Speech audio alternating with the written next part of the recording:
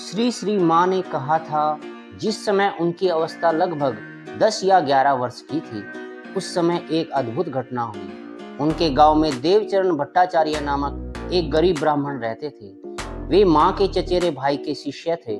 उनका कोई अभिभावक ना था, इसलिए उन्होंने ट्यूशन करके शिक्षा प्राप्त की थी तथा स्वयं जो कुछ कमाते थे उसी से बड़े कष्ट से जीवन निर्वाह करते थे। आगे चलकर वकालत पास करके वे वकील हुए तथा उन्होंने बहुत धन इकट्ठा किया। वे माँ काली के भक्त थे। प्रतिदिन वे संध्या करने के लिए बैठ जाते और जब तक उन्हें माँ के दर्शन नहीं होते तब तक आसन से उठते ना थे। एक दिन आसन पर बैठकर उन्होंने देखा कि माँ उनकी ओर मुख करके खड़ी ना होकर पीठ फेर कर खड़ी है। वह जान गए यह भावी अमंगल की सूचना है। यह उन्हें भली भांति ज्ञात हो गया और घर के सब लोगों से उन्होंने कह दिया कि मालूम होता है कि अब मेरी आयु पूर्ण हो गई है। इस घटना के कुछ ही दिन बाद उन्हें हैजा हुआ और वे मृत्यु शैया पर सो गए।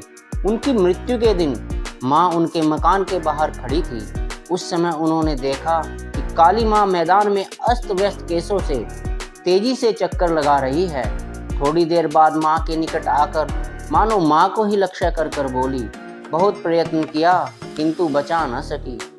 इस घटना का जिक्र माँ भवितव्यता की अनुल्लंघनीयता के प्रसंग में करती थी। कहने का तात्पर्य है दोस्तों, भवितव्यता यानी कि जो होने वाला है, जो लंघ नहीं सकता, उसके बारे में माँ कहती थी। माँ कहती थी कि देवी देवता 1000 प्रयत्न करके भी भक्त की नियति का उल्लंघन नहीं कर सकते।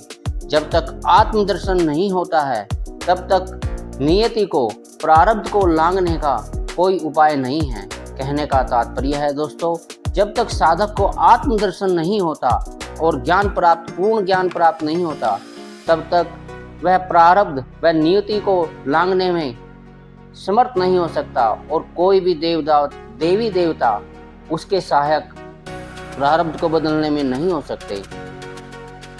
प्रत्येक जीव जंतु नीति के अधीन है। हाँ, अगर कोई साधक आत्मदर्शन कर लेता है तो वह प्रारब्ध को भी बदलने की क्षमता प्राप्त कर लेता है। कहने का तात्पर्य दोस्तों यही है। दोस्तों, अगर वीडियो पसंद आई हो तो वीडियो को लाइक कीजिए, चैनल को सब्सक्राइब कीजिए। दोस्तों, ऐसी ही कथाएं, संतों के चरित्र, एक से एक दिव्य घटनाएं, सत्य घटनाएं सुनने के लिए आप अध्यात्म सरिता को सब्सक्राइब कीजिए, लाइक कीजिए। सभी को धन्यवाद। सभी को हृदय से मेरा राम राम।